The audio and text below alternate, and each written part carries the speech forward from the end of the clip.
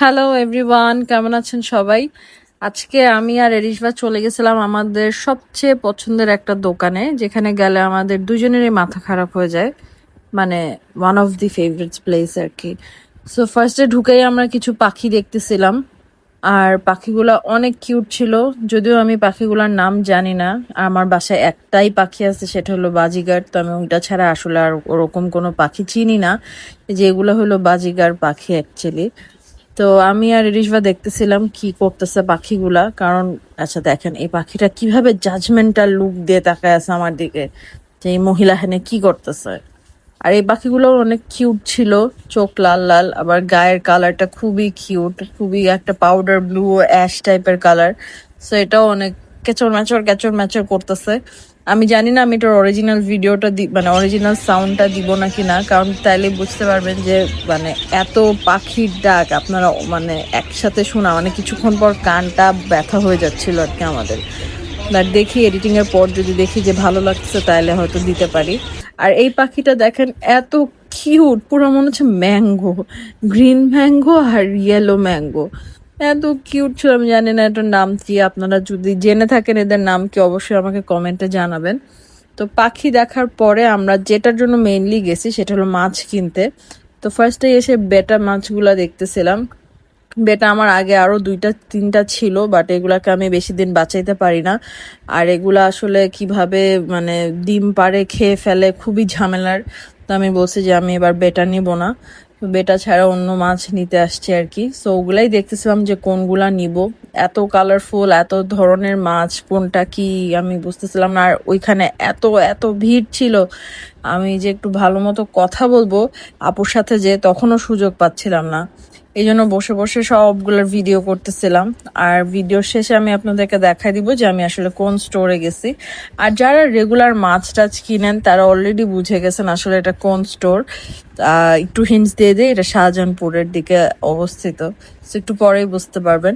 আর এই যে সুন্দর সুন্দর মাছগুলা ছিল, ডোরা কাটা মাছগুলা ছিল, বাট আমি চাচ্ছিলাম একটু লো মেনটেনেন্সের মাছ, যাতে আর কি বাসায় অতটা ঝামেলা করতে না হয়, আমি না থাকলেও যাতে খালি খাবার দিলেও ওরা থাকে।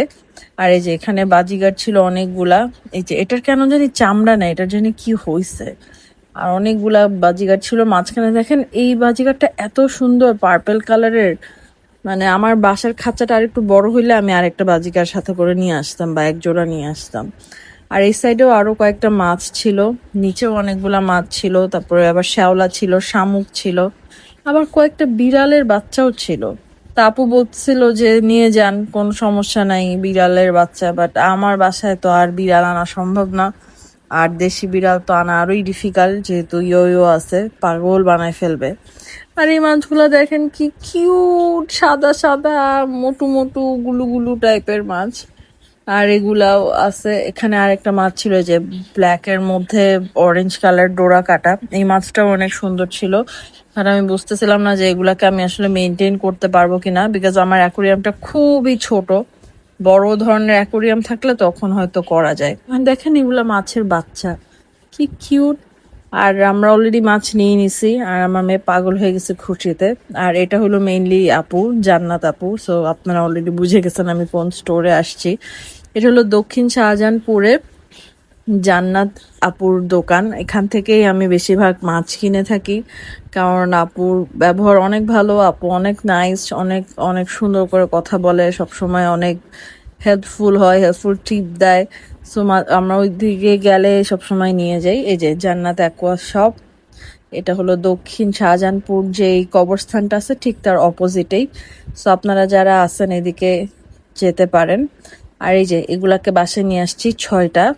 সো ব্ল্যাক কালারের দুইটা, দুইটা অরেঞ্জ কালারের, আর একটা হোয়াইট, আর একটা বড় এটা, আর একটা গোল্ডেন কালারের। তো আমার মেয়ে পাগল হয়ে গেছে দেখে, মানে খুশিতে আর কি, যে কি করবে। আর এই যে আমার ছোট্ট অ্যাকোরিয়ামটার মধ্যে এটাকে রাখছি, ঢালছি। ঢালার পর দেখতেছিলাম যে ওরা ঠিক মতো সেটেল হয়েছে কিনা। যদিও আমার একটু চিন্তা হচ্ছে যে বড় মাছগুলো হয়তো খাবার খেয়ে ফেলতে পারে, ছোটগুলাকে খাবার নাও দিতে পারে। সো এরকম 2-3 দিন অবজার্ভ করার পর যদি দেখি যে বড়গুলা খেয়ে ফেলতেছে, ছোটগুলাকে খাবার দিচ্ছে না খেতে, তাহলে হয়তো আমার আবার সেপারেট করে দিতে হবে। বাসায় আমার জারও আছে, গোল জার, তো ওইটাতে হয়তো শিফট করে দিব। বাট তার আগ পর্যন্ত আপাতত এগুলো একসাথেই আছে এবং তারা মোটামুটি ভালোই আছে এখন। আর এখন দেখেন মেইন দুষ্টু, এ যখনই টের পাইছে যে একটা কিছু আসছে বাসায় যেটা নড়তেছে ওর চোখের সামনে, ও কিভাবে জানি বুঝে যায় যে এটাকে কিছু একটা করতে হবে। তো আমি এটাকে আমাদের ড্রয়িং রুমে সেট করার পরে সবার ফার্স্টে এটাকে আগে নেট দিয়ে ঢাকছি, কারণ এই দুষ্টুটার হাত থেকে বাঁচাইতে হইলে আমাকে এটাদেরকে প্রোটেক্ট করতে হবে। যেহেতু আমার এই অ্যাকোরিয়ামটার উপরে কোনো ঢাকনা নাই, ঢাকনা থাকলে খুবই ভালো হতো, বাট যতদিন ঢাকনা আমি না পাচ্ছি ততদিন আমাকে এভাবেই ওর হাত থেকে বাঁচাইতে হবে। মানে দেখেন, মানে ও কি মনোযোগ সহকারে দেখতেছে যে কোনটাকে ধরবে, কোনটাকে যে কিভাবে ওটাকে ধরবে। যে হাত ঢুকাই দিচ্ছে অলরেডি। সো আমি এই জন্য আমি পানির লেভেলটা অনেক নিচে রাখছি, যাতে ও চাইলেও হাত ঢুকায় পানি ধরতে না পারে। আর চোখে চোখে রাখতেছি যে ও যাতে হাত না ঢুকে ও পর্যন্ত না যায়। তারপরেও সে চেষ্টা করতেছে কিভাবে এটাকে মানে ধরা যায়, বিরক্ত করা যায়। আর যেহেতু অক্সিজেনটা চলতেছে, কিছুক্ষণ পর পরই শব্দ হচ্ছে, তো সে তখনই কিছুক্ষণ পর তার মনে হচ্ছে সে যে সুন্দর টিভির পিছনে যে বসে আছে আর দেখতেছে কি করতেছে। আর যে কত চেষ্টা করলো পানিটা ধরার, যে কিভাবে মাছগুলাকে ধরবে, এই অবস্থা আর কি। এই ছিল আজকে আমাদের ভিডিও, কেমন লাগলো অবশ্যই জানাবেন। Bye bye.